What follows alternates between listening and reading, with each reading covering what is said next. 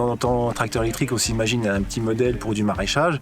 Et en fait, là, on arrive, on a 160 chevaux qui fait du travail du sol plutôt profond, plutôt large. C'est beaucoup mieux que ce que j'imaginais, quoi. Le silence en cabine, quoi, ça c'est vrai que c'est super. On a un confort qui est non négligeable par rapport à un tracteur thermique classique. C'est vrai que le bruit, c'est quand même un confort. Ouais. Je pense sur les termes. Et puis on entend l'outil travailler, donc ça permet d'identifier les problèmes au champ, à l'oreille. Dès qu'il y a des cailloux, t'as l'impression que t'entends plus que ça. Alors qu'avant, on l'entend pas.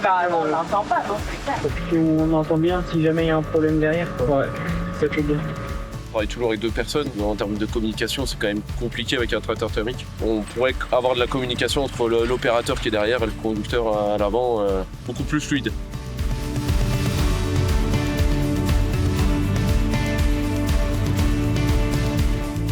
Comparé à un thermique, c'est vrai que c'est direct et linéaire.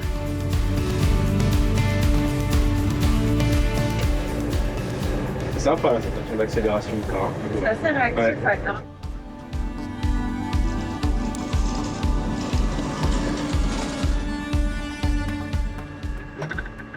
Ouais, mais putain, ça ferait.